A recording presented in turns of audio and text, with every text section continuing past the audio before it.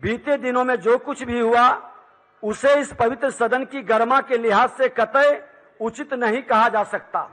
इसलिए हम वर्तमान व्यवहार को नियम, कायदे और मर्यादा की परिसीमा में रखें। बीते दिनों में जो कुछ भी हुआ वैसा दोबारा न होने पाए, यह संकल्प लेकर आगे बढ़ना होगा। माननीय मुख्यमंत्री जी से भी बात हुई है, उन्होंने विश्वास दिलाया है कि विधायिका की शक्ति को हर हाल में मजबूती देंगे और विधायक के लोकतंत्र के मंदिर की प्रतिष्ठा गिरने नहीं देंगे। किसान को मृत्यु से नहीं बल्कि अपजस और बदनामी से डरना चाहिए।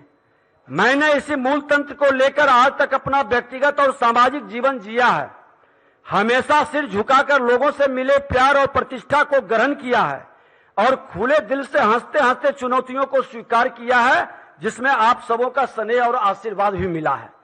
मेरी अटल आस्था रही है कि हमसे पहले ये देश और देश की लोकतांत्रिक व्यवस्था है। लोग आएंगे चले जाएंगे, लेकिन यह देश बना रहेगा।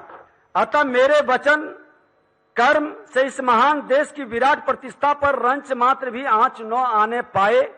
बीते दिनों में जो कुछ भी हुआ उसे इस पवित्र सदन की गरिमा के लिहाज से कतई उचित नहीं कहा जा सकता। हमारा आज आने वाला कल का इतिहास है और इतिहास की दृष्टि बड़ी तीक्ष्ण और बारीक होती है।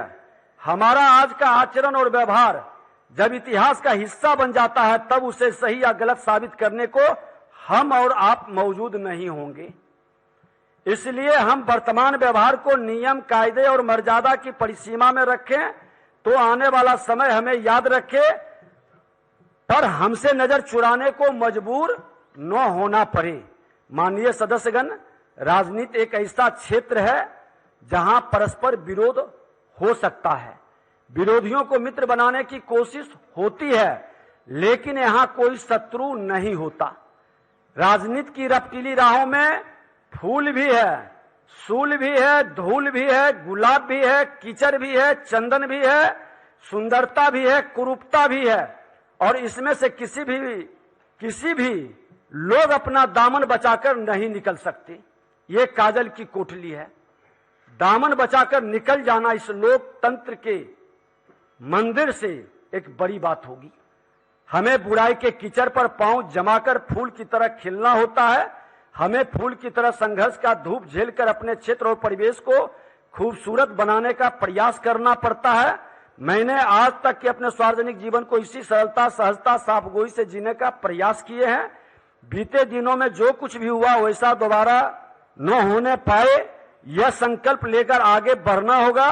जब हम और आप यहां नहीं होंगे, हमारे निशा होंगे, तब नाम प्रतिष्ठा के बजाय हमारी आपकी पहचान होगी।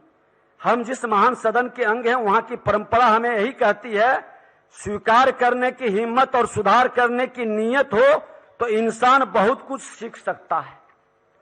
हमारे देश में लोकतंत्र की जड़ें इतनी गहरी है कि इसे हवा के छोटे मोटे झोंके हिला नहीं सकते।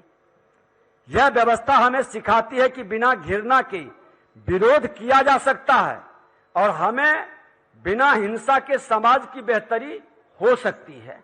अतः हमें अपनी लोकतांत्रिक परंपरा और संवैधानिक व्यवस्था को ध्यान रखते हुए अप्रिय प्रसंगों की तरफ पीठ करते हुए आगे बढ़ना है। हम मर्यादा और कल्याण के रास्ते पर हम सबको मिलकर चलना है। अंत में आपसे श्रद्धेय अटल जी की लिखी 4 पंक्तियां कहना चाहूंगा। उजियारे में, अंधकार में, कलह कहार में, बीच धार में, घोर घृणा में, पूत प्यार में, क्षणिक जीत में, दीर्घ हार में, जीवन के सत आकर्षक अरमानों को ढलना होगा, कदम मिलाकर चलना होगा। इसलिए आग्रह है कि आपकी भावनाओं को संसदीय कार्य मंत्री जी बोले हैं, उप मुख्यमंत्री जी भी आ गए हैं, 2 शब्द बोल देंगे। माननीय मुख्यमंत्री जी से भी बात हुई है, उन्होंने विश्वास दिलाया है कि विधायिका की शक्ति को हर हाल में मजबूती देंगे और विधायक के लोकतंत्र के मंदिर की प्रतिष्ठा गिरने नहीं देंगे। ये, और मैं ये बता देता हूं कि होली का महोत्सव है। होली के मौसम पर हम लोग अपने कई बैर भाव व्यवहार को भूलकर गले मिलते हैं, यही मानकर हम आग्रह करेंगे सदन चले। होली के बाद 25 तारीख को विशेषाधिकार कमेटी की बैठक पुनः होगी और लोकतंत्र के मंदिर को, विधायिका को किसी भी कीमत पर कमजोर नहीं होने देंगे। ये हमारा वादा आपसे है। आप हम पर भरोसा करके सदन को चलने दें, ये आग्रह है। द पंचायत को सब्सक्राइब कीजिए और स्वतंत्र पत्रकारिता को आगे बढ़ाइए।